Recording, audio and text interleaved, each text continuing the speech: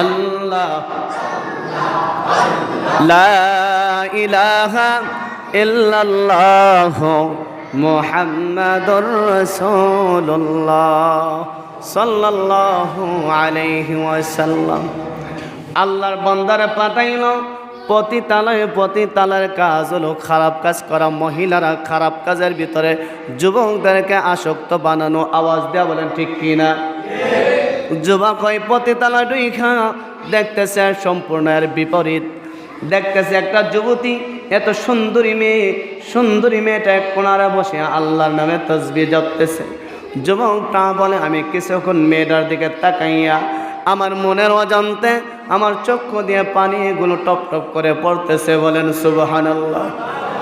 আমি আল্লাহকে বলতেছি, আল্লাহ আমাকে কোন পরীক্ষায় ফালাইলেন গো আল্লাহ? নিজামুদ্দিন আউলিয়া পাঠাইছে আমাকে এখানে খারাপ কাজ যেখানে করে খারাপ কাজের ভিতরে লিপ্ত হওয়ার জন্য। ওগো আল্লাহ, আমি এখন দেখতেছি যেই যুবতী মেয়েটাকে দেখা যায় তার দিকে তাকাইলে আমি জান্নাত জাহান্নাম দেখতে পাই। বলেন সুবহানাল্লাহ। ওগো আল্লাহ, আমারও মনে হয় নিঃসন্দেহে মহিলাটা আল্লাহর একজন ওলিনি, আল্লাহর একজন প্রিয় বান্দি। বলেন সুবহানাল্লাহ। যুবক বলেন আমি সাথে সাথে নামাজও দাঁড়ায় গেলাম। যুবক বলেন আমি অন্যদিকে সাথে সাথে নামাজও দাঁড়ায় গেলাম। নামাজও দাঁড়াইয়া আল্লাহকে বললাম, আল্লাহ আমি এখানে খারাপ কাজের জন্য আসি নাই গো আল্লাহ। আল্লাহ আসছি নিজামুদ্দিন আউলিয়ার হাতে হাত রাখার জন্য, মুরিদ হওয়ার জন্য, উনার কথাটা মানার জন্য এখানে আমি আসছি, কোনো খারাপ কাজের জন্য আসি নাই গো আল্লাহ। আল্লাহ গো, আসার পর আমি যেই মেয়েটাকে দেখতে পাইলাম নিঃসন্দেহে আমারও মনে হয় আপনার প্রিয় বান্দি। বলেন সুবহানাল্লাহ। আল্লাহ পাক রব্বুল আলামিন যুবকের মনে বড় মায়া, যুবকের মনে বড় মায়া, যুবকের মনে বড় মায়া জমাই গেল এই মেয়েটার প্রতি। যুবক একদিক দিয়া থর থর করে কাঁপতেছে আর বলতে, আহারে আল্লাহ আমাকে কোন পরীক্ষার মধ্যে ফালাইল। যুবতী মেয়েটা পিছনের দিকে তাকায় না। কিতাবের মধ্যে লেখেন যখন ফজরের নামাজের আজান হয়, আসসালাতু খায়রুম মিনান নাওম,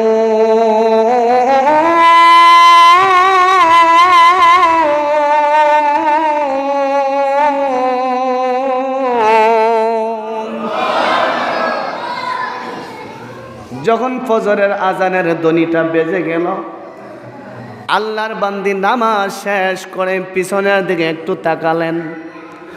তাকায়া দেখে একটা যুবক মাথা নিচু করে বসে আছে আর যুবকটা কোরআন তেলাওয়াত করতেছে। বলেন সুবহানাল্লাহ।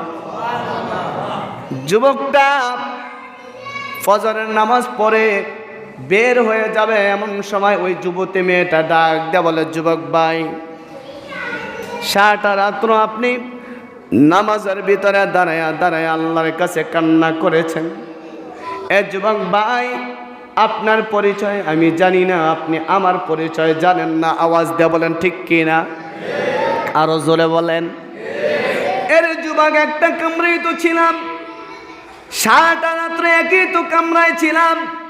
এ যুবক ভাই, ফজরের আজান হয়ে গেছে, তুমি এখন চলে যাইবা, আমি একা কিভাবে এই জায়গায় অবস্থান করব? বলেন মহিলা মানুষের বিপদরা কম না বেশি? জোরে বলেন। একটা যুবতী মেয়ে যদি একাকী একটা রুমের ভিতরে থাকে ভয়টা কম না বেশি? আরো জোরে বলেন। যুবকরা ডাক দিয়ে বলে, যুবক ভাই, এ যুবক ভাই, তুমি আমার কলিজার ভাই, আমার মা নাই, আমার বাবা নাই, আমার সমাজের মানুষ বলতে আমার কেউ নাই। আওয়াজ দেয়া বলেন আল্লাহু আকবার। যুবকটা ডাক দেয়া বলে, বোন, তোমার এমন কি করুন ইতিহাস? তুমি বলতেছো তোমার বাবা নাই, তোমার মা নাই, তোমার ভাই নাই, তোমার বোন নাই, কেন কান্না করতেছে?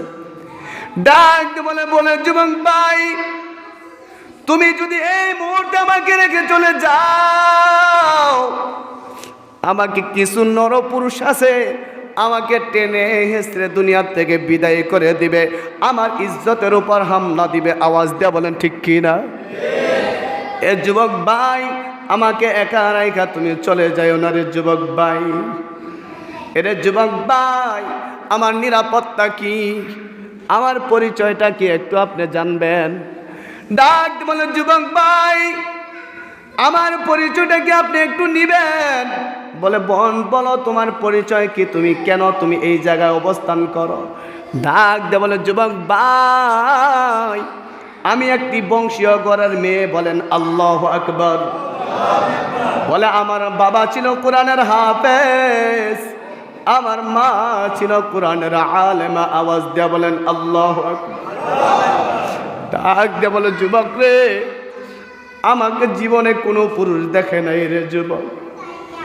এরে যুবক, আমি একটা বংশীয় ঘরের মেয়ে, আমাকে কেউ কোনোদিন দেখে নাই। আমি এমন একটা পর্যায়ে আসবো আমি কোনোদিন কল্পনা করি নাই, কোনোদিন ভাবিও নাই। এরে যুবক, তুমি যদি আমার ইতিহাসটা একটু শোনো, ধৈর্য দিয়ে শোনো। ডাক বলে যুবক ভাই, কেবলমাত্র আমার নতুন বিবাহ হয়েছিল। আমার ভাই ছিল কোরআনের হাফেজ, আমার ভাই একজন আল্লাহওয়ালা ছেলে দেখে আমাকে বিবাহ বন্ধনে আবদ্ধ করেছিল। সুবহানাল্লাহ বলেন। যুবকের দিলটা নাড়া মারছে। আল্লাহু আকবার। প্রথম থেকে যারা শুনছেন আপনাদের বোঝাটা এখন সহজ হয়ে যাবে। যুবক ডাক দেওয়ালে বোন বলেন ইতিহাসটা কি বলেন? বলে ভাই, আমার ভাই ছিল কোরআনের হাফেজ, আমার ভাই বংশীয় একটি বাড়িতে আমাকে বিবাহ বন্ধনে আবদ্ধ হয়েছিল। এ ভাই, আমি যেই বাড়ি থেকে যুবকের বাড়ি পর্যন্ত যাব, যুবকের বাড়ি পর্যন্ত যাওয়ার পথে নদী পথ পড়ে। এই নদীর ভিতরে নদী দিয়া যাওয়ার সময় নদীর মাঝ পথে যখন যাই, যাওয়ার পর নদীর উতাল ঢেউয়ের কারণে আমরা যেই নৌকায় ছিলাম ওই নৌকাটা ডুবে ডুবে সব মানুষগুলো মারা গেছে। আমার আল্লাহ কুদরতিভাবে আমাকে হেফাজত করেছে। বলেন সুবহানাল্লাহ। কাদের কুদরত দারি বার কামাল, কাদের কুদরত দারি বার কামাল। সব কিছুর কুদরত কার হাতে? যুবক বলে বোন, সেম তোমার যেই ঘটনা ওই ঘটনা আমি যুবকেরও হয়েছে। সুবহানাল্লাহ বলেন।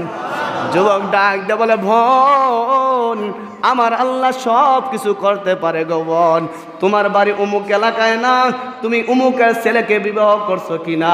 ডাক দে বলে হ্যাঁ, আমি অমুক এলাকায় অমুকের ছেলেকে বিবাহ করেছি। এই যুবকটা চোখের পানি ছেড়ে দিয়ে বলে, এ বোন, হতভাগা ওই যুবক হইলাম আমি। আরো জোরে বলে আল্লাহু আকবার। আরো জোরে বলেন আল্লাহু আকবার। যুবকটা ডাক দিয়ে বলে, ওই হতভাগা যুবকটা হলাম আমি। নদীর মাঝ পথে নৌকা যে ডুবে যায়, আল্লাহ তাআলা কুদরতিভাবে আমাকে হেফাজত করেছে। বিবি রে, একদিন না, 2 দিন না, 20টা বছর তোমাকে আমি